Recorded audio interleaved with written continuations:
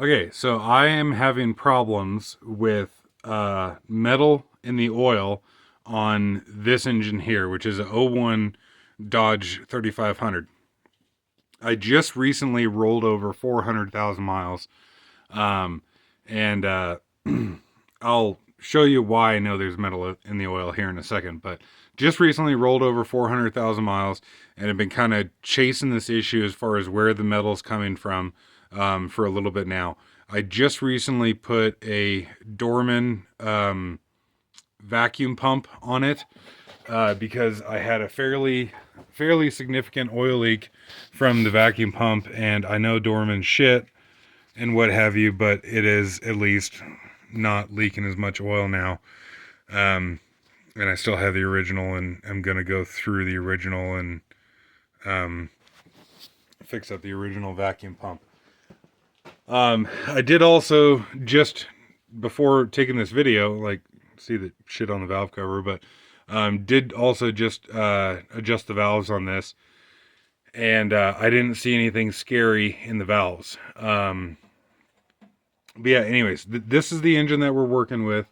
I've owned it for, whoa, 13 years or something, like 13 years and 200,000 miles. So I haven't had it since new, but I have had it for a while anyway. So yeah, I've had the pickup a while. To my knowledge, the head has never been off of it. It's still got the head bolts on it. I've always wanted to do studs, and just, the head gasket's not leaking, so won't fuck with it. And it's the original exhaust manifold, original turbo.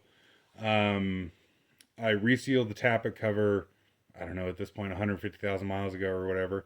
And it's currently on a third injection pump and second transmission. I don't really know what else is. Oh, original injectors, um, original oil pump, and that kind of thing. But I have a different one. huh? You have your fast. Yeah, I've had a FAS on it for nearly 200,000 miles, um, and just kind of generally, like, it's been taken care of, but it's a heavy work truck, and it towed extremely heavy for the previous 200,000 miles before I got it. So, like, from brand new to 200,000 miles, it towed extremely heavy. Now that I've had it, I don't tow as heavy, but I still do work it, and the vehicle itself weighs like 13,000. I scaled it the other day, actually. Yeah. And I think it was like 13.2 or something like that. And like literally pull start 100,000 pound semis and that kind of stuff. Anyways, the engine is actually running fine. Driving the pickup, you wouldn't necessarily know that anything's wrong with it. The oil samples that I've got recently, you wouldn't necessarily know that there's anything wrong with it. It sounds all right and that kind of thing.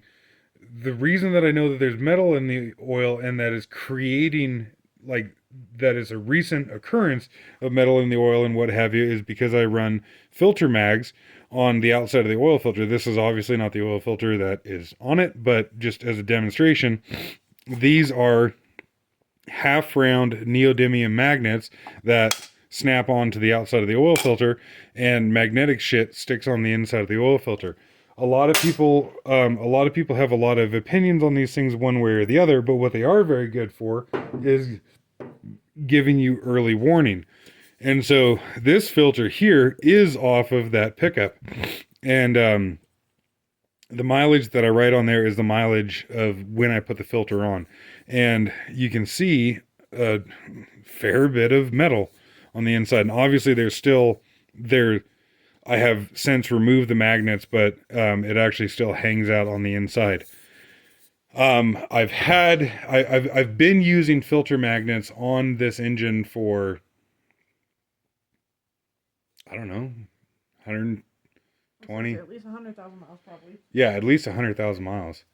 And so I've gotten used to the amount of metal that is on the inside of the filter, and recently the amount of metal has absolutely skyrocketed. The metal that's in there is actually extremely fine, except for after I put the injection or the vacuum pump on it, the gear that is on the new Dorman vacuum pump is actually like a pretty shitty looking gear. Like it's pretty rough. And so there is some like larger particles from that gear wearing in, but the metal that I have been seeing recently is stupidly fine. It reminds me of the metal that you would get out of a uh, automatic transmission during normal wear. That like, talcum powder metal, if you will. But so this filter here, I only ran for, like, these are the two previous filters. So I ran it from 399, 600 to 400, 100, so 500 miles. So this amount of metal is only 500 miles. I unfortunately don't have the filters or the filter canisters from previous when I had more miles on it. But you can imagine if this is what it looks like in 500, the filter before had like 4,000 miles on it or whatever. It was horrible. And using Donaldson Blue filters, so essentially the best filter that I can get. These filters are rated at like 15 microns at 99% efficiency. Because of the design of the filter, you really can't see any metal or whatever on the filter itself because there's like a coarse outer layer of like, coarse pre-filter or whatever, if you will.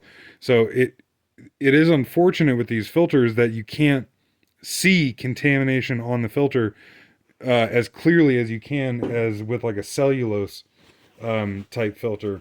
Yeah, unless you tried to start separating the media after you cut that filter open. Which is a giant pain in the ass.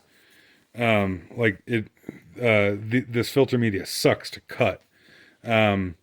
So this filter here, I went from 400, 100 to 400, 458. So it had 360,000 or 360,000. It had 360 miles on it. And this is what the oil filter looked like. Which again is, really bad. Like that's not good to be seeing that amount of metal in less than 400 miles. And I'll get to the oil sample and what have you here in a minute. So, well, I guess actually, the oil sample is relevant here. And so, the oil that I have been using for a long time, because I guess I'll hold this steady, and if you want to, you can like pause and what have you. But so the oil that I have been using for a long time has been Royal Purple 1540 that I've added. Can you grab a bottle of the zinc? That I've added a bottle of Lucas zinc additive to, and if we look at the older ones here, I know that this one is Dello oil here. That was like a random one, if you will. But see, we got 345,000. So these are relatively far apart. That was kind of like a random one that I did with Dello. Otherwise, I was using Royal Purple 1540, and this additive here. So, if you look at the zinc and the calcium levels, they are higher than what you would expect for these oils because of adding that oil additive. The most recent sample, though, is the one that was concerning me, and I've actually since switched oils and whatnot. But anyways, I don't need to go down the rabbit hole on that. The important thing here is the iron reading, because, of course, the magnets are only going to pick up ferrous material, steel or iron. And if we look at... Oh, you fucking piece of shit. If we look at the iron readings over time, they went from 1628 to 37. Now, as far as I'm concerned, that is ridiculously high, considering that I have the filter magnets, because the magnets are going to be actually trapping a lot of iron. But what we don't see here, in any real amounts anyways, is lead, copper, tin, and also, too, aluminum. And, okay, there is, the levels of, bearing wear material are starting to increase here. But on the other hand, the engine's got fucking 400,000 miles, so I don't know, is that to be expected or whatever. But where I'm going with this is I don't believe that I spun a bearing, because there's not a crap ton of lead and copper and that sort of thing. I also don't believe that I'm scoring a cylinder wall because there's not a shitload of aluminum. The only thing that it's really doing is the iron, like ferrous material. Um, and so as the way that I can think about it anyways, there's only a couple options where that comes from. Is either flat spotting a cam, the cam journal wearing in the block, because these only have a cam bearing on the number one, and then the rest of them, the cam rides directly in the block, or an oil pump,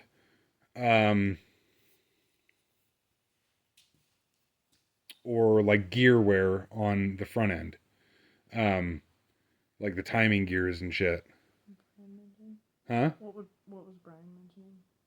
Oh, the cam thrust bearing. That potentially could be going out, um, but that's a possibility. But so, anyways, what I did tonight was I adjusted the valves on the engine.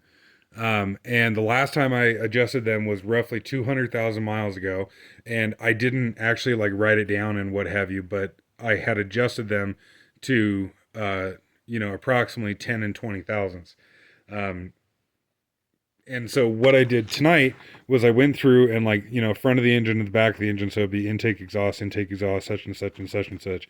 And if you can't really read it here, the clearances were 15 thousandths, 23, 16, 25, 15, 25, 15, 23, 15, 22, 12, and 22. So there was wear, of course, but it had roughly 200,000 miles from the last time that I adjusted the valves. Considering that none of those valve clearances were 40 or 50 thousandths, I would assume and wager to say that the cam is probably in good shape. And the lifters by extension, and probably not where all this metal is coming from. So I guess then the next thing that would be worth looking at is the oil pump, because like I don't specifically know what these metals are and what have you, and this isn't the one out of my engine. I haven't pulled the one out of my engine. This is like a spare one, if you will. But this is essentially all ferrous. And so, there's a gear, riding on a shaft with, to my knowledge, no bushing. I haven't actually pressed one of these out and looked at it, but to my knowledge, there's no bushing. And then, the oil pump itself too is, of course, all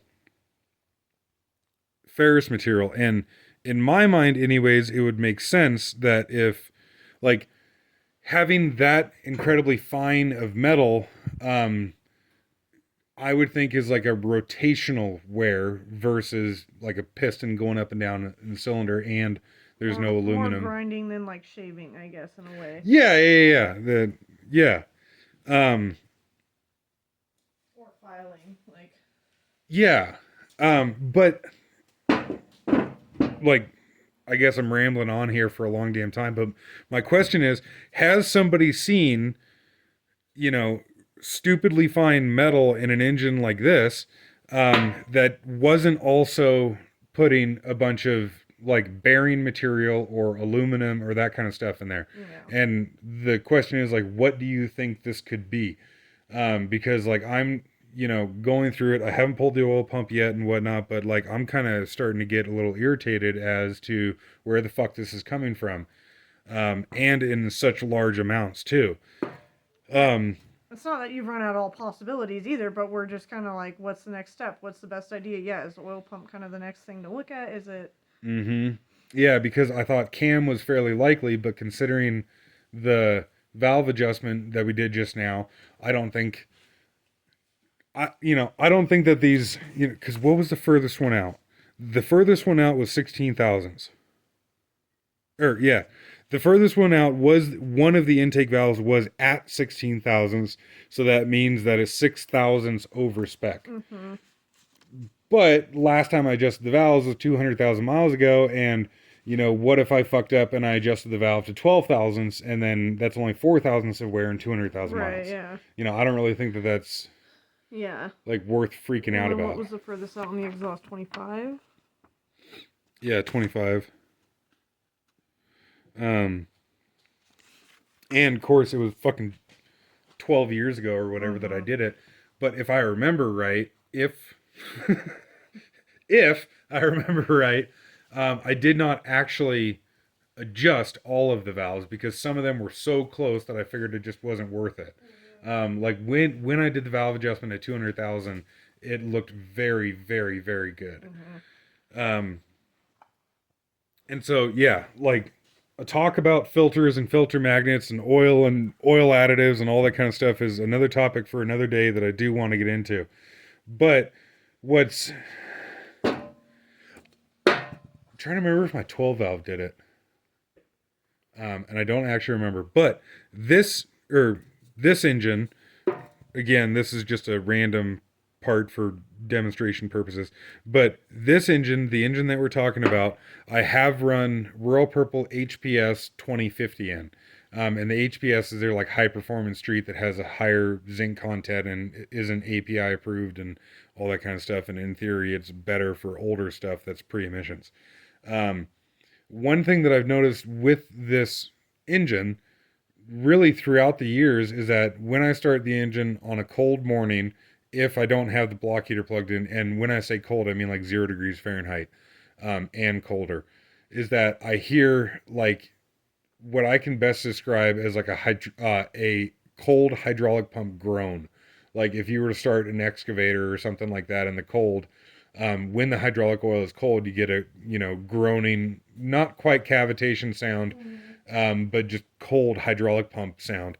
And I get that from this engine. I'm nearly 100% sure from the oil pump because the groaning only starts when it builds oil pressure.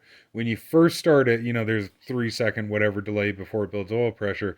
It's silent when you first start it, and the groaning only starts once it builds oil pressure. Because of that, I want to add an oil pan heater to it and all that kind of stuff and whatever. But I'm wondering, was running that thicker oil in essentially extremely cold conditions, 0 degrees, -10 Fahrenheit, whatever, was that putting a shitload of stress on these gears, and could it be like wallering out the gear and the shaft and what have you? But yeah, my 12 valve,